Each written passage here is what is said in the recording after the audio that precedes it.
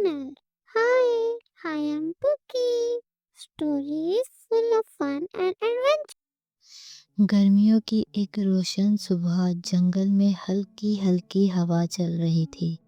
पुकी छोटा सा प्यारा हाथी दरिया के किनारे पानी पी रहा था। अचानक उसे एक हल्की सी ची ची की आवाज़ सुनाई दी। पुकी ने कान खड़े किए और आवाज़ की तरफ बढ़ा। कुछ ही दूर एक छोटा सा परिंदे का बच्चा घास के बीच बैठा रो रहा था। उसके नन्हे पैरों पर मिट्टी लगी हुई थी और वो उड़ नहीं पा रहा था।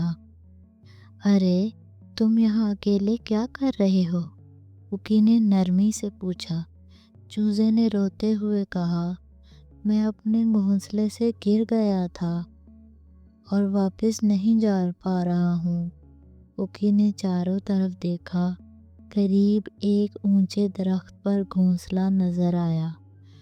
वो जानता था कि उसे किसी तरह इस नन्हे को वापस पहुंचाना है, मगर मसला ये था कि घोंसला बहुत ऊपर था और पुकी के पास लंबी गर्दन या पर नहीं थे। ये सोचकर पुकी अपने दोस्त टीनू कछुए के पास दौड़ा गया। टीनू, हमें मदद करनी है, पुकी ने बताया। टीनू फौरन राजी हो गया। दोनों ने सोचा कि लकड़ी के तख्ते और बेलों से एक लंबा रास्ता बनाएं ताकि पुकी चूजे को ऊपर पहुंचा सके। काफ़ी मेहनत के बाद पुकी ने चूजे को एहतियात से अपनी सूंड में पकड़ा और रास्ते पर चढ़ना शुरू हो गया। टीनू नीचे से हौसला बढ़ाता रहा।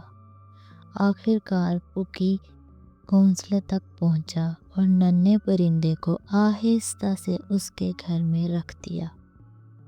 चूजे की माँ, एक खूबसूरत नीली चिड़िया, फौरन वापस आई और खुशी से चहकने लगी। शुक्रिया पुकी, तुमने मेरा बेटा बचा लिया। पुकी मुस्कुराया और बोला, दोस्त हमेशा एक दूसरे की मदद करते हैं, चाहे वो कितने ही मुख्तलिफ क्यों ना हो।